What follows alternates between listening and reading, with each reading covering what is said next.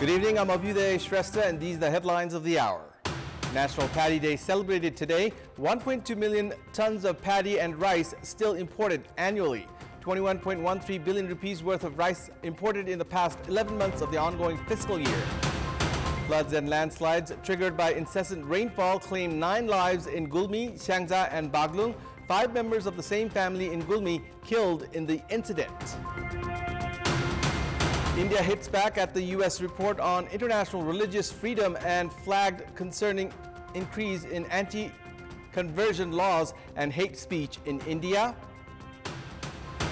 And India gives South Africa a victory target of 177 runs in the ICC T20 World Cup Final. Virat Kohli shines with the bat for India, scoring 76 runs. 9 individuals have died today in floods and landslides induced by incessant rainfall. 5 deaths have been reported from Gulmi and 2 each from Baglung and Xiangza. Landslide triggered by incessant rainfall has claimed the lives of 5 members from the same family in Gulmi. According to the ward chairperson of Malika 6, Deepak Bhandari, Bhesh Bahadur Bika, his wife Suntali Bika, daughter-in-law Sita Bika, granddaughters Sapna and Bipana were killed by the landslide. Meanwhile, Prem Bika and his wife Basanti Bika have died in the landslide in Khanebas, Bisoni of Baglung. Kumari Bika and Shishir Bika have been injured in the incident. In another monsoon-related disaster, Durga GT and Nikisha GT have died after their house in Bange of Fedikola, rural municipality of Xiangza, was swept away by landslide.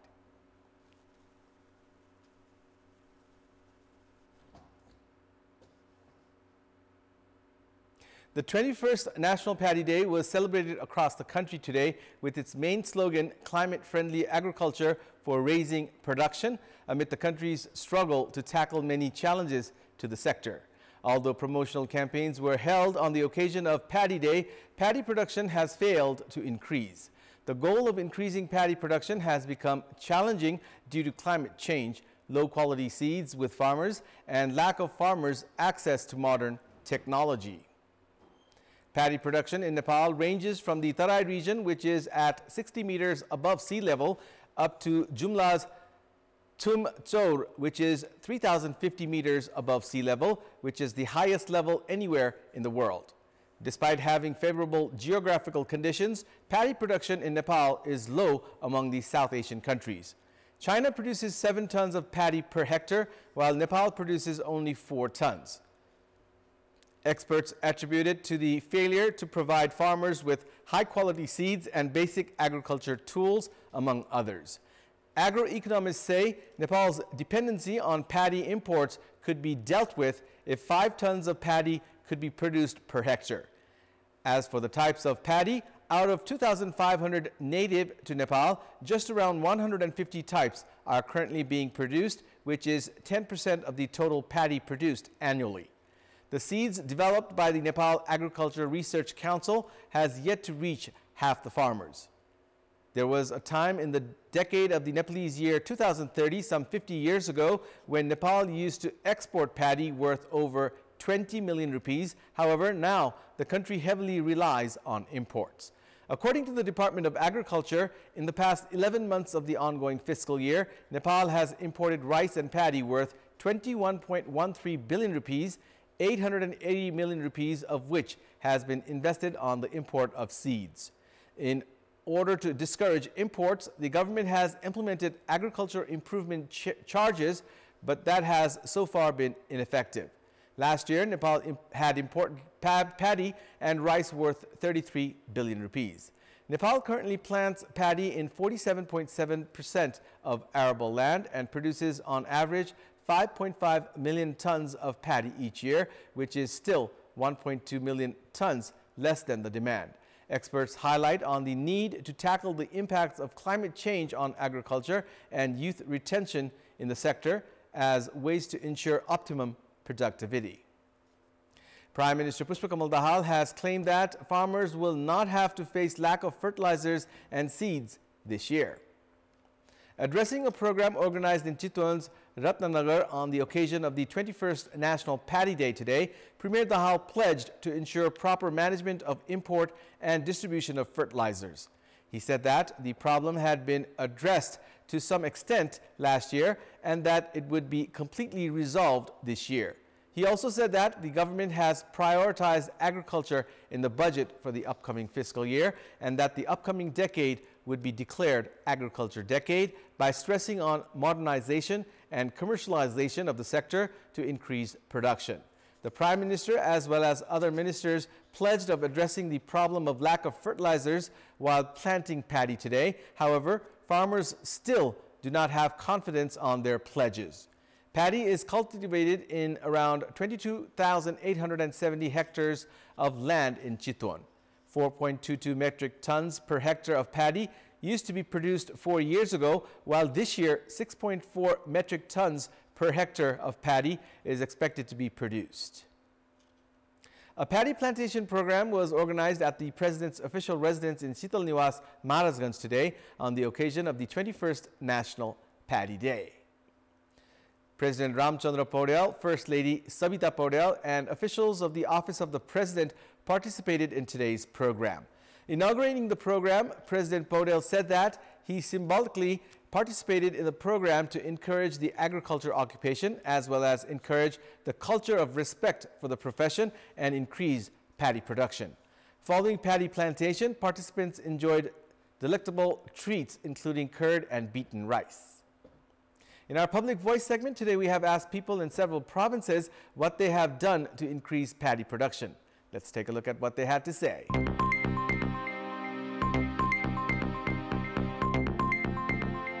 खेत सम्म राख्नुपर्छ र बरोबर गरी त्यसमा मल र जलको चाहिँ अत्यन्त आवश्यकता पर्दछ। धानको उब्जनी बढाउनलाई दिपी दिनुपर्छ। अब टाइममा खाडै मिल्दैन, पैसा भएर पनि कहिले खाड मिल्दैन, कहिले के मिल्दैन। पानी लगाई धान लाउन लाग्छ। बिउ राम्रो हुनु पर्यो, सिँचाइ पर्याप्त टाइममा हुनु पर्यो। समयमा बिउ पनि छैन, मल युरिया पनि छैन, सिँचाइ पनि छैन, अनि कहाँबाट बढ्छ? धानको उत्पादन बढाउनका लागि हामीहरू कृषि प्रविधिबाट सल्लाह सुझाव लिए अनि के अरे धानको बिउ छनौट गरे अनि बिउ राख्ने गरेको छु। कुन धान रोप्दाखेरि हामीलाई कति फाइदा हुन्छ, कति लागतमा हामीलाई कति फाइदा हुन्छ भन्ने गरेर हामीहरूले पहिले नै कृषि प्रविधिहरुसँग सल्लाह सुझाव लिएर खोजी नीति गरेर समयमै त्यो पनि समयमै लिएर गरेर हामीले रोप्ने गरेका छौं। उन्नत बिउहरु लगाउँछौं अनि रासायनिक मलहरु,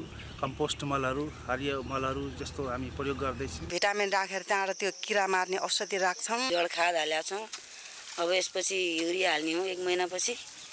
अनि त्यो किडासिडा के लाग्यो भने यो पोटास छोड्नु पर्छ। खेतीमा खाद मल हाल्छौं। देशी मल राखेको, वस्तुको मल राखेको, गोडमेल गर्यो, पानी लगायो। गोडमेल धेरै गर्नुपर्छ अनि देशी मल हालेर औषधि छर्नुपर्छ।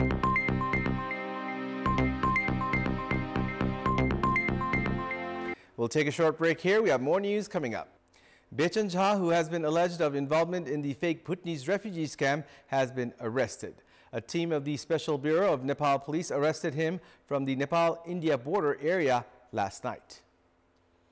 Jha has been handed over to the Kathmandu Police Circle for further investigation.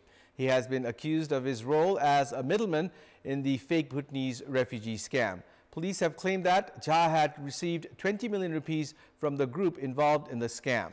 Jha had been absconding after police started arresting individuals accused of the scam since March last year.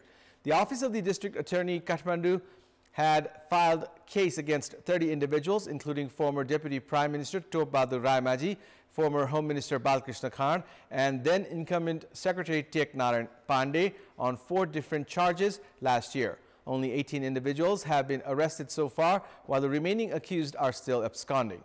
Former Home Minister and CPN-UML Vice Chairperson Ram Bahadur Thapa's son, Pratik Thapa, and Bechan Jha had been arrested yesterday. The Kathmandu District Court had granted bail to 2 individuals, while the remaining 16 accused individuals had been given remand. The Patan High Court had later granted bail to 9 individuals, including former Home Minister Khan, and had upheld the District Court's verdict for the remaining 7 individuals. They had appealed against the special court's verdict. However, the apex court upheld the decision. Former Deputy Prime Minister Raimaji suspended Secretary Pandey and middlemen Keshav Dulal and Sanu Bhandari are currently at the central jail. A march was held today citing delay in the expansion of Kathmandu's ring road to exert pressure on the concerned authority. The march began from the capital's Kalanki under the leadership of Nepali Congress lawmaker Pradeep Paudel, who had been elected from Kathmandu Electoral Constituency 5. The march concluded at Chaba Hill. He said that the local residents had been bearing the brunt amid delay in the expansion of Ring Road and that the march was held to draw the authorities' attention towards the issue. Lawmaker Paudel had raised the issue at the Parliament on several occasions, demanding for the required budget to conclude the construction works at the earliest. He had also held discussions with the Prime Minister and the Finance Minister in this regard.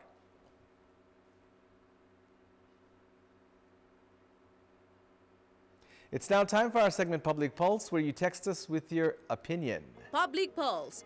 But before that, let's take a look at the results from yesterday's poll. Yesterday, we had asked you, why has the Municipal Assembly of Kathmandu Metropolis witnessed several disputes? 25% voted for A, Balin's own doings, 55% for B, lack of support from parties, and 20% for C, ego of both sides. Here's today's question. Why have works of transitional justice not concluded, although it has been 17 years since the peace process concluded?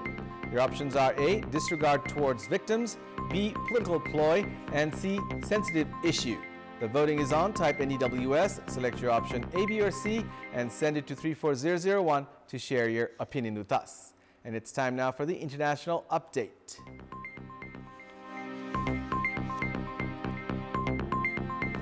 A day after the U.S. Secretary of State Antony Blinken released the 2023 report on international religious freedom and flagged concerning increase in anti-conversion laws and hate speech in India, India hit back, calling the report deeply biased, visibly driven by vote bank politics.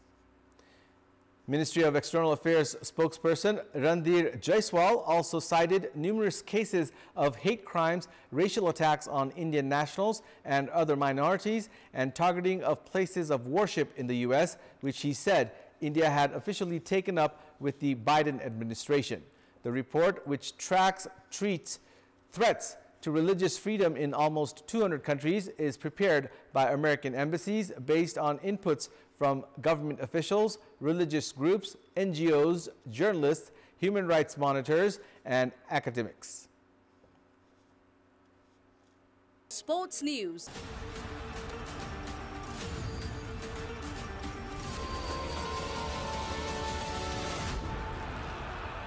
India have given South Africa a victory target of 177 runs at the grand finale of the ICC T20 Men's Cricket World Cup.